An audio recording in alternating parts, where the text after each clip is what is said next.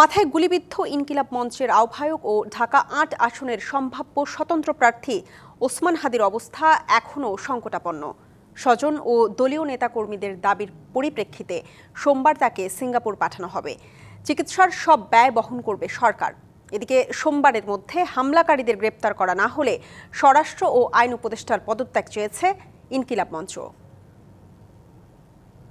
ইনকিলাব মঞ্চের আহ্বায়ক ও ঢাকা ৮ আসনের সম্ভাব্য স্বতন্ত্র প্রার্থী ওসমান হাদিকে শুক্রবার গুলি করে সন্ত্রাসীরা। রাজধানীর এবারকেয়ার হাসপাতালে চিকিৎসাধীন হাদির অবস্থা এখনও সংকটাপন্ন। তার মস্তিষ্কে রক্ত জমাট বেঁধে আছে। কৃত্রিম শ্বাস প্রশ্বাস দিয়ে রাখা হয়েছে বলে জানিয়েছে মেডিকেল বোর্ড। তার যে শারীরিক পরিস্থিতি সেটা আশঙ্কাজনক যেরকম ছিল সেটা অপরিবর্তিত রয়েছে এবং ম্যাসিভ ব্লাড ট্রান্সফিউশনের জন্য 6 ব্যাগ ব্লাড এবং 5 ব্যাগ ফ্রেশ ফ্রোজেন প্লাজমা পেয়েছে। সেটার ইফেক্টে ডিসেমিনেটেড ইন্টারভাস্কুলার যে কোয়াগুলেশন হয়েছিল সেটা এখন ম্যানেজেবল কন্ডিশনে আছে, কিন্তু সেটার কারণে ব্রেনের যে বিভিন্ন জায়গাগুলোতে সেগুলোতে রক্তগুলো জমাট বেঁধে আছে বলে আমরা সিটি স্ক্যানে দেখেছি। হাদির যে অবস্থা তাতে দেশে চিকিৎসা সম্ভব নয়, তাই বিদেশে নেওয়ার দাবি জানান তার স্বজন ও দলের নেতাকর্মীরা। এর প্রেক্ষিতে রবিবার রাতে বিবৃতিতে সরকার জানায়, সোমবার দুপুরে এয়ার অ্যাম্বুলেন্স যোগে সিঙ্গাপুর নেওয়া হবে হাদিকে। সিঙ্গাপুর জেনারেল হাসপাতালের অ্যাক্সিডেন্ট ইমার্জেন্সি বিভাগে তার চিকিৎসা হবে। সকল ব্যয় বহন করবে সরকার। এদিকে হাদির হামলাকারীদের গ্রেপ্তারে আলটিমেটাম দিয়েছে ইনকিলাব মঞ্চ। সোমবারের মধ্যে গ্রেপ্তার করতে না পারলে স্বরাষ্ট্র আইন উপদেষ্টার পদত্যাগ চায় তারা। যেই তার উপরে যে আক্রমণ হয়েছে, এখন পর্যন্ত আপনারা যেই ফুটেজ দেখেছেন বা যাদেরকে শনাক্ত করা হয়েছে, এইটা আসলে কোনো গোয়েন্দা সংস্থা করে না। আমরা শনাক্ত করে তাদের কাছে এই ফুটেজ পাঠিয়েছি। যে বাংলাদেশের যে গোয়েন্দা সংস্থাগুলো রয়েছে তারা সম্পূর্ণভাবে এক্ষেত্রে অসহযোগিতা করেছে। হামলার প্রতিবাদে সোমবার কেন্দ্রীয় শহীদ মিনারে সর্বদলীয় প্রতিরোধ সমাবেশ করারও ঘোষণা দেয়া হয়। Khalid Hasan, DBC news. আগামী সরকারকে দাঁড়াতে হবে শক্তিশালী ম্যান্ডেটের ওপর, এমন মন্তব্য করে বিএনপির ভারপ্রাপ্ত চেয়ারম্যান তারেক রহমান বলেছেন, তার দল ক্ষমতায় গেলে জনগণের নিরাপত্তা ও দুর্নীতির বিরুদ্ধে থাকবে জিরো টলারেন্স নীতি। কৃষি, স্বাস্থ্য ও বেকার সমস্যা সমাধান এবং কর্মসংস্থান তৈরিতে দেয়া হবে অগ্রাধিকার। সন্ধ্যায় রাজধানীর একটি হোটেলে আসন্ন জাতীয় সংসদ নির্বাচন ও জনপ্রত্যাশা শীর্ষক আলোচনা সভার আয়োজন করে বাংলাদেশ জাতীয়তাবাদী দল বিএনপি।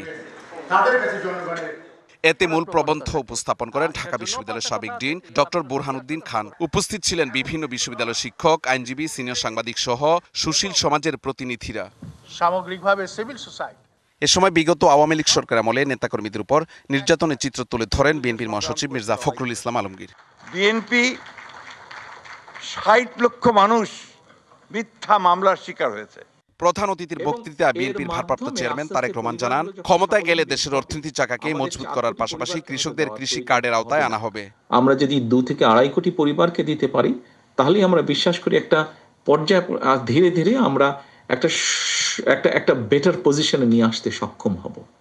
এই কৃষকগুলোকে কৃষক কার্ডের মাধ্যমে আমরা 10টি সুবিধা দেওয়ার চিন্তা ভাবনা আমরা করছি। মাধ্যমে আস্তে আস্তে পরিবারগুলো যখন স্বাবলম্বী হবে, আমাদের 4 কোটি পরিবারকে হয়তো দেওয়ার প্রয়োজন হবে না।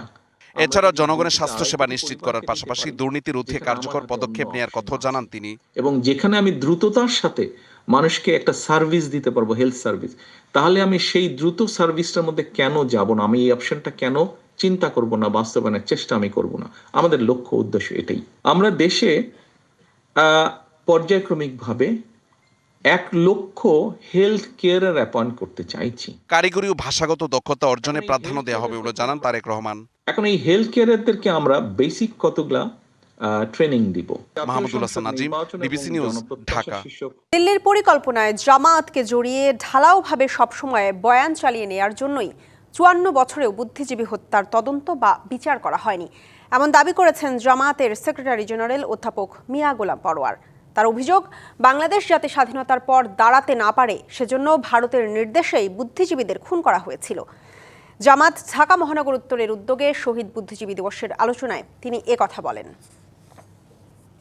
এদেশের দিল্লির দাবিদাররা বুদ্ধিজীবী হত্যার ঘটনা নিয়ে তাদের প্রথাগতভাবে সমস্ত দায় দায়িত্ব ঘৃণিতভাবে জামাত ইসলামের উপরে চাপাবার যে চেষ্টা করেছেন। তিলে তিলে ইতিহাসের অনেক ইতিহাস এবং তথ্য আবিষ্কার হচ্ছে যে এই হত্যার পিছনে দিল্লির পরিকল্পিত ষড়যন্ত্রের ভিত্তিতে ভারতীয়রা আমাদের এই সেরা সন্তানকে হত্যা করেছে। ফেব্রুয়ারিতে ত্রয়োদশ জাতীয় সংসদ নির্বাচন। সারা দেশ প্রস্তুত হচ্ছে একটি অবাধ, সুষ্ঠু ও গ্রহণযোগ্য নির্বাচনের জন্য। কি ভাবছেন সাধারণ মানুষ থেকে শুরু করে আগামীর জনপ্রতিনিধিরা, সে কথা জানাতে ডিবিসি নিউজের ইলেকশন এক্সপ্রেস ছুটে যাচ্ছে সব সংসদীয় আসনে।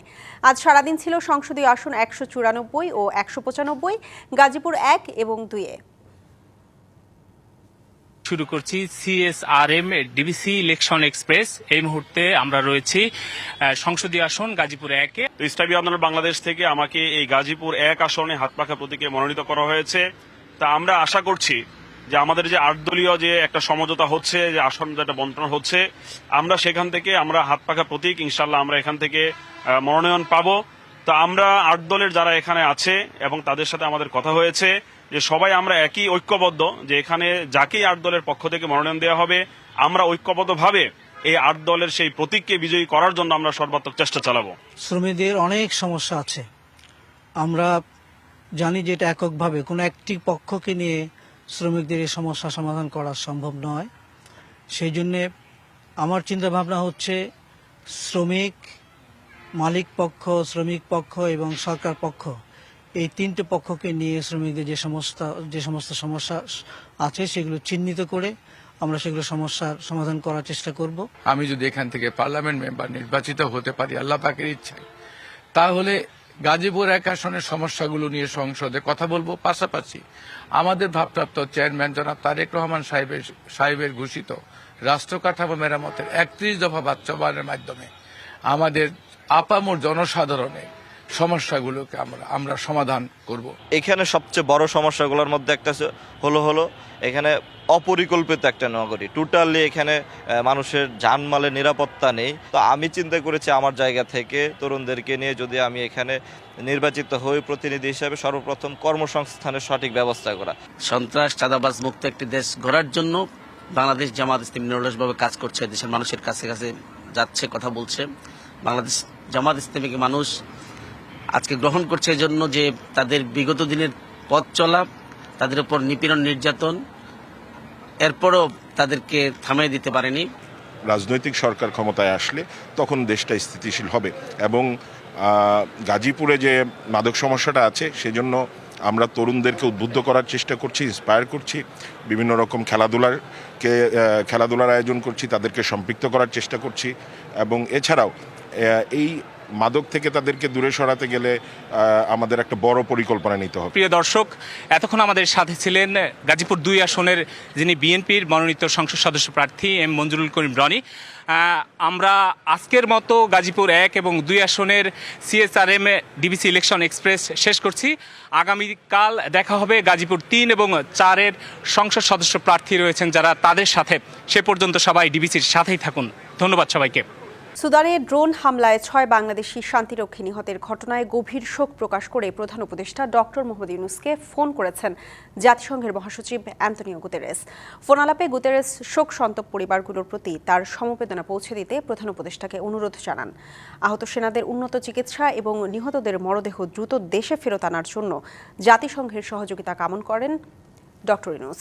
কথা হয় ত্রয়োদশ জাতীয় সংসদ নির্বাচন নিয়েও। প্রধান উপদেষ্টা বলেন, অন্তর্বর্তী সরকার অবাধ, সুষ্ঠু, শান্তিপূর্ণ ও উৎসবমুখর নির্বাচন আয়োজন করবে। বাংলাদেশ সফলভাবে এই নির্বাচন সম্পন্ন করতে পারবে বলেও আশার কথা জানান গুতেরেস।